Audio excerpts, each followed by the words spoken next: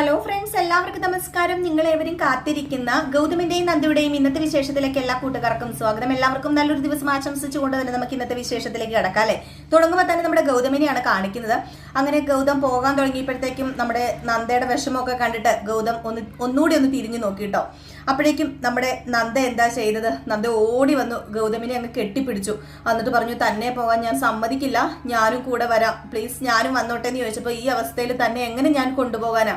ഞാൻ വേറെ എങ്ങോട്ടേക്കും അല്ല പോകുന്നത്, അതൊന്നും പറഞ്ഞാൽ നിനക്കിപ്പോൾ മനസ്സിലാവില്ല എന്നൊക്കെ പറഞ്ഞ് വലിയ സങ്കടത്തോടു കൂടി തന്നെയാണ് ഗൗതം സംസാരിക്കുന്നത്. ഒരിക്കലും നമ്മുടെ നന്ദനെ കൊണ്ടുപോകാൻ പറ്റുന്ന കാര്യമല്ലല്ലോ അങ്ങോട്ടേക്കൊന്നും. നമ്മുടെ ഗൗതം ടൂറിന് പോകുമല്ലോ നന്ദനെ കൊണ്ടുപോകാൻ, ഒരു വലിയ ദൗത്യം തന്നെയാണ് ഏറ്റെടുത്തിരിക്കുന്നത്. അതുകൊണ്ട് നന്ദനെ പറഞ്ഞിങ്ങനെ മനസ്സിലാക്കിയപ്പോഴത്തേക്ക് നന്ദ പറഞ്ഞു, സാരമില്ല, ഞാൻ കാത്തിരിക്കും, എനിക്കിപ്പോൾ അത് മാത്രമേ പറയാൻ പറ്റത്തുള്ളൂ, ഗൗതം സാർ വരുന്നവരെ ഞാൻ ഗൗതം സാറിനെ കാത്തിരിക്കും എന്നൊക്കെ പറഞ്ഞിട്ടാണ് നമ്മുടെ ഗൗതമിനെ അവിടെ നിന്ന് വിട്ടയക്കുന്നത്.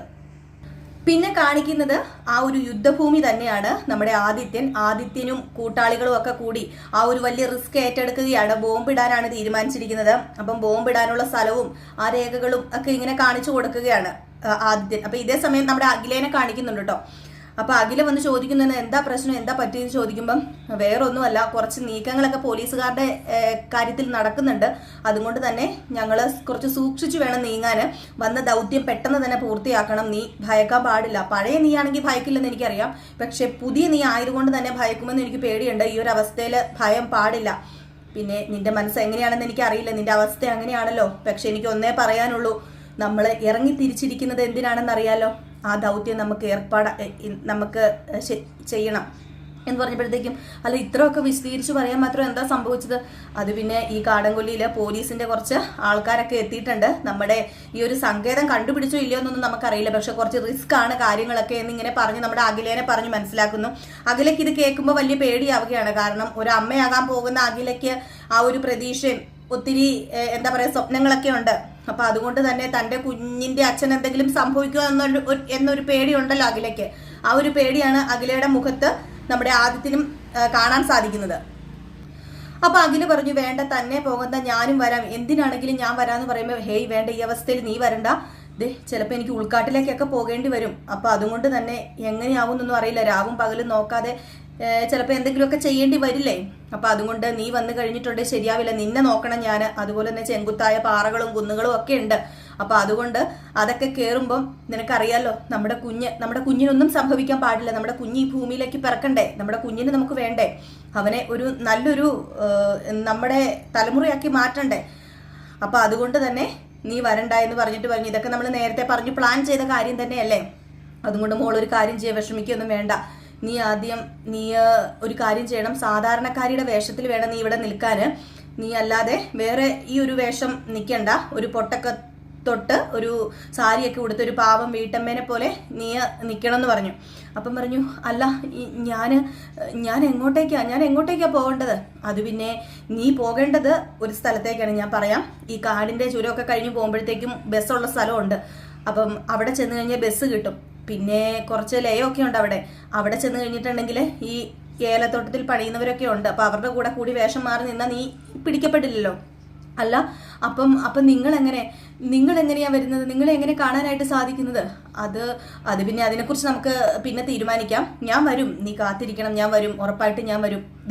നമ്മുടെ കുഞ്ഞിനെ കാണാൻ എനിക്ക് വരാതിരിക്കാൻ പറ്റില്ലല്ലോ, അതുകൊണ്ട് നീ ധൈര്യമായിട്ടിരിക്കുക, ഞാൻ പറയുന്ന നീ കേക്ക്, നീ യാഥാർത്ഥ്യം മനസ്സിലാക്കി നീ ഞാൻ പറയുന്ന പോലെ തന്നെ ചെയ്യണമെന്ന് പറഞ്ഞു.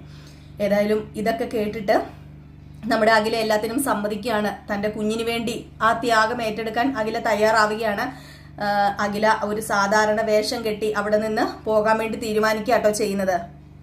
ഈ സമയം കൊണ്ട് നമ്മുടെ ഗൗതമൊക്കെ ഇവരുടെ ഒരു താവളത്തിന്റെ അവിടെ എത്താറായിട്ടോ. അപ്പം കമ്മീഷണർ ഇടയ്ക്ക് വിളിക്കുന്നുണ്ട്, പറയുന്നുണ്ട് കാര്യങ്ങളൊക്കെ നല്ല രീതിയിൽ കൈകാര്യം ചെയ്യണം, അറിയാലോ എന്തെങ്കിലും പറ്റിപ്പോയിട്ടുണ്ടെങ്കിൽ അത് നമ്മുടെ കരിയറിനെ തന്നെ ബാധിക്കും, നമുക്ക് പേരുദോഷമൊക്കെ ആകും എന്നൊക്കെ പറയുമ്പോൾ സാർ ഒന്നുകൊണ്ട് പേടിക്കണ്ട, സാർ ധൈര്യമായിട്ട് അവിടെ ഇരുന്നോളൂ, ഞാൻ എല്ലാ കാര്യം കൺട്രോൾ ചെയ്തോളാം, അങ്ങനെ ഒരു ടീം എൻ്റെ കൂടെ ഉണ്ടല്ലോ, അതുകൊണ്ട് പേടിക്കൊന്നും വേണ്ടാന്ന് പറഞ്ഞ് കമ്മീഷണർക്ക് ഇങ്ങനെ ധൈര്യം പകർന്നു കൊടുക്കുകയാണ് നമ്മുടെ ഗൗതം. ഇതേ സമയം ആയിക്കോട്ടെ നമ്മുടെ ആ ഒരു എന്താ പറയുക, രാത്രി ആ ഒരു കാടിൽ നിന്ന് രക്ഷപ്പെടാനുള്ള ശ്രമത്തിലാണ് അഖില.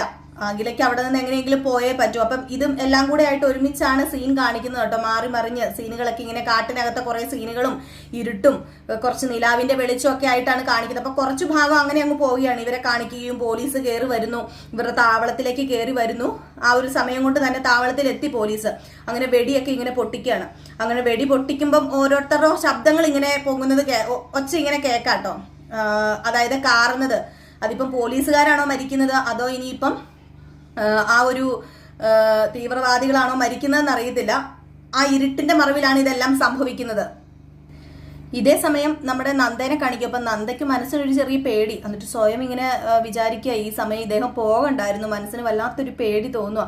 മനസ്സിന് താങ്ങാൻ പറ്റുന്നില്ലല്ലോ ഈശ്വരൻ, ഞാനിപ്പോൾ എന്ത് ചെയ്യുന്നു അറിയില്ലല്ലോ എന്നൊക്കെ ഇങ്ങനെ മനസ്സിലിങ്ങനെ വിചാരിക്കുന്നു. അപ്പോഴത്തേക്കും നമ്മുടെ പിങ്കി വന്നിട്ട് നന്ദാന്ന് വിളിച്ചതും പിങ്കി ഒന്ന് ഞെട്ടിപ്പോയിട്ടോ.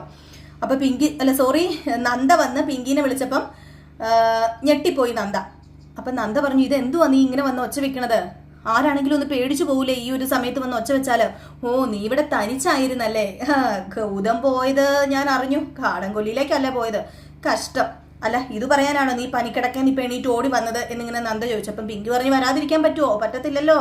ഭർത്താവിന്റെ വിരഹ ദുഃഖത്തിൽ മനസ്സലിഞ്ഞിരിക്കുന്ന നിന്നെ ആശ്വസിപ്പിക്കേണ്ട ഉത്തരവാദിത്വം ഇപ്പൊ എനിക്കല്ലേ നന്ദ? പിങ്കി വിചാരിക്കുന്നത്രോ ഞാൻ കരഞ്ഞിരിക്കൊന്നുമല്ല. ഞാനേ ഒരു പോലീസ് ഉദ്യോഗസ്ഥന്റെ മകളാണ്. പിന്നെ എന്റെ കാര്യത്തിലാണല്ലോ നിനക്ക് വല്ലാത്ത ശ്രദ്ധ. ഏതായാലും കൊള്ളാം, എന്റെ കാര്യത്തിൽ ശ്രദ്ധിക്കാൻ ഒരാളെങ്കിലും ഉണ്ടല്ലോ. എടി, നിന്റെ കാര്യത്തിൽ ശ്രദ്ധയല്ലടി, സിമ്പതി മാത്രമേ ഉള്ളൂ എനിക്ക്. ഒരു ദിവസം അല്ലേടി നിനക്ക് ഭാര്യയായിട്ട് ഗൗതമിന്റെ കൂടെ ജീവിക്കാൻ അവസരം കിട്ടിയത്. ഇപ്പൊ ഇതേ രാത്രിയിൽ നീ തനിച്ചായി. വല്ലാത്തൊരവസ്ഥ തന്നെ. എനിക്ക് സത്യം പറഞ്ഞാൽ കഷ്ടം തോന്നുന്നുണ്ട് എന്ന് പറഞ്ഞപ്പം നന്ദ പറഞ്ഞു, അതെ, നീ കൂടുതൽ ഓവറാക്കി ചളവാക്കരുത്. നിന്റെ ഈ പെർഫോമൻസ് ഓവറാണെന്ന് എനിക്ക് തോന്നുന്നത്. നീ കൂടുതൽ ഓവറാക്കണ്ട. താലി കെട്ടിയ പുരുഷൻ ആദ്യ രാത്രി പുലർന്നപ്പോൾ സ്ഥലം വിട്ട കാര്യം നീ മറന്നുപോയോ പിങ്കി? കഴിഞ്ഞ ഒരു വർഷം സ്വന്തം ഭർത്താവ് എവിടെയാണെന്ന് പോലും അറിയാതെ നീ ഈ വീട്ടിൽ കഴിഞ്ഞവളാണെന്ന് നീ മറന്നുപോയോ? അതൊക്കെ അറിയാതെയാണോ നീ ഈ സംസാരിക്കുന്നത്? അപ്പൊ ഞാൻ പരിഹസിച്ചോ? സഹതപിച്ചൊരു വാക്കെങ്കിലും നിന്നോട് വന്ന് പറഞ്ഞിട്ടുണ്ടോ? എന്നിട്ട് നീ ഇപ്പൊ എന്നെ കണ്ട് സഹതപിക്കുന്നു. അതെ, എനിക്ക് കുറച്ച് സംസ്കാരമുണ്ട്. ആ സംസ്കാരം ഞാൻ കാണിക്കും. പിങ്കിക്ക് ആ സംസ്കാരം ഇല്ലായിരിക്കും. ഗൗതം സാർ ഒരു ദിവസം മാറി നിന്നെന്ന് അറിഞ്ഞപ്പം അത് കണ്ടിട്ട് പരിഹസിക്കുന്നു. അതേടി നന്ദേ, പരിഹാസം തന്നെയാ. ഞാൻ പരിഹസിച്ചത് തന്നെയാ. ഒരു വർഷം ഭർത്താവ് കൂടെ ഇല്ലാഞ്ഞിട്ടാ ഞാൻ വിധവെ പോലെ ഇവിടെ നിന്നത്. പക്ഷെ നീയോ? നീ ഒരു വർഷം ഗൗതമിന്റെ കൂടെ ജീവിച്ചിട്ടും ഭാര്യയായിട്ട് കഴിയാൻ പറ്റിയോ നിനക്ക്? പറ്റിയില്ലല്ലോ. ആകെ ഒരു രാത്രി മാത്രമല്ല നിനക്ക് ഭാര്യയായിട്ട് കഴിയാൻ സാധിച്ചത്. എന്നിട്ട് നീ കൂടുതൽ കിടന്ന് പൊരം പല്ല് കേട്ടോ എന്ന് പറഞ്ഞു. അപ്പൊ ഇത് കേട്ടോണ്ടാണ് നമ്മുടെ അർജുൻ കയറി വരുന്നത്. അപ്പൊ ഇതെല്ലാം അർജുൻ കേൾക്കുക. ഇതിനിടയിൽ നമ്മുടെ നന്ദ സ്വയം പറയുന്നുണ്ട്, നീ ഇന്നലെ എന്താ ചെയ്തതെന്ന് അർജുൻ പറഞ്ഞിട്ട് എനിക്കറിയാം. പക്ഷെ ഞാനത് നിന്നോട് പറഞ്ഞാൽ വെറും പരിപാടിയായി പോകുന്നു മനസ്സിൽ പറയാണ് കേട്ടോ. അത് കഴിഞ്ഞിട്ട് ഒച്ചയ്ക്ക് പറയുന്നുണ്ട്, ഞാനൊന്നും പറയുന്നില്ല, നിനക്ക് ഭർത്താവായി കിട്ടിയ ആള് നല്ല ആള് തന്നെയാന്ന് എനിക്കറിയാന്ന് പറഞ്ഞപ്പോ പിങ്കി പറഞ്ഞു, അതെ എന്റെ മിടുക്ക, നിനക്ക് ആ കാര്യത്തില് എന്നോട് നല്ല അസൂയയും കുശുമോ ഉണ്ടെന്ന് എനിക്കറിയാം. അതെനിക്ക് നന്നായിട്ട് അറിയാം നന്ദേ, നീ വിചാരിക്കുന്ന പോലെ ഒന്നും അല്ല. അപ്പോഴത്തേക്ക് നന്ദ പറഞ്ഞു, അതെ, ആരോടാണ് അസൂയ എന്ന് നീ തന്നെ തെളിയിച്ചല്ലോ. ഞാനും ഗൗതം സാറും ഒരുമിച്ച് ഉറങ്ങിയ ആ ബെഡ്ഷീറ്റ് നീ കൊണ്ടുപോയി കത്തിച്ചില്ലേ? അത് കത്തിച്ചപ്പോ തന്നെ എനിക്ക് കാര്യം പിടികിട്ടിന്ന് പറഞ്ഞു. ഇത് നമ്മുടെ അർജുൻ കേൾക്കുന്നുണ്ട്, മറക്കരുതേ. അപ്പോഴത്തേക്ക് നന്ദ പറഞ്ഞു, ഇതുകൊണ്ട് തന്നെയാ നിനക്ക് പെട്ടെന്ന് പനി പിടിച്ചതെന്നും എനിക്കറിയാം. പക്ഷെ ഇതിവിടെ പലരും അറിഞ്ഞിട്ടില്ല, പ്രത്യേകിച്ച് നിന്റെ ഭർത്താവ്. അത് നീ മനസ്സിലാക്കണം. ഒന്നേ എനിക്ക് പറയാനുള്ളൂ, ആ ഷോക്ക് ഈശ്വരൻ നിനക്ക് തന്നത്. ഈശ്വരനായിട്ടാണ് നിനക്ക് എല്ലാം കൊണ്ടു തരുന്നത്.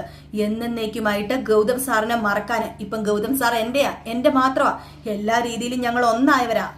ഞാനാണ് ഗൗതം സാറിന്റെ ഭാര്യ എന്ന് നീ അംഗീകരിക്കണം. അതിന് ദൈവം ഒരുക്കി തന്നതാടി ഇതൊക്കെ എന്ന് പറഞ്ഞു. ഇത് കേട്ടപ്പോഴത്തേക്ക് നമ്മുടെ പിങ്കിയുടെ രക്തം അങ്ങ് തിളയ്ക്കാൻ തുടങ്ങി. നന്ദ പറഞ്ഞ് എനിക്ക് നിന്നെ തോപ്പിക്കണമെന്നൊന്നുമില്ല. നിന്റെ ഭർത്താവ് അർജുനാണ്. നിന്നെ സ്നേഹിക്കാന് അർജുന് കഴിയുകയും ചെയ്യും. അതെനിക്ക് നന്നായിട്ട് അറിയാം. പിന്നെ നീ ഒന്ന് വിചാരിക്കണം, ഇപ്പോഴും അർജുന് നിന്നോട് സ്നേഹം മാത്രമേ ഉള്ളൂ. അതറിയാതെയാ നീ ഇവിടെ നിൽക്കുന്നത്, അതറിയാതെയാ നീ പ്രവർത്തിക്കുന്നത്.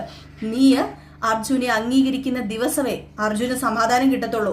അതുപോലെ ഈ വീട്ടിലുള്ളവർക്കും സമാധാനം കിട്ടത്തുള്ളൂ. നീ ഈ വീട്ടിലുള്ളവരുടെയും അർജുന്റെയും ഒക്കെ സമാധാനം കളഞ്ഞ് നിന്റെ സമാധാനവും കളഞ്ഞ് എന്തിനാടി നീ ഗൗതം സാറിന്റെ പുറകെ നടക്കുന്നത്?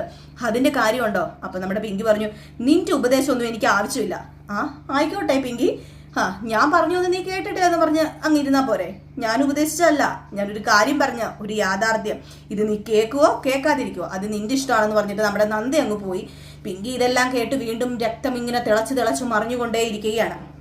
ഈ സമയത്ത് നമ്മുടെ അർജുൻ ഇതെല്ലാം കേട്ടോണ്ടിരിക്കുകയായിരുന്നല്ലോ. അർജുൻ അപ്പം മാറി നിന്നിട്ട് പതുക്കെ ഇങ്ങ് വന്നു കേട്ടോ പിങ്കിയുടെ അടുത്ത്. പക്ഷെ പിങ്കി കണ്ടില്ല, അവിടെ നിന്ന് സംസാരിച്ചതൊക്കെ കേട്ടോ ഇല്ലോ എന്നൊന്നും പിങ്കിക്ക് അറിയില്ല. അപ്പം പിങ്കി ഒന്ന് പരിങ്ങിട്ട്, അല്ല അർജുൻ എന്തിനാ ഇപ്പൊ ഇങ്ങോട്ടേക്ക് വന്നത്? ഇവിടെ നടന്നതൊക്കെ അർജുൻ അതെ കേട്ടു. എനിക്കിവിടെ വന്നപ്പം പല കാര്യങ്ങളും കേൾക്കാൻ സാധിച്ചു. അല്ല എല്ലാം കേട്ടു? എല്ലാം ഞാൻ കേട്ടു.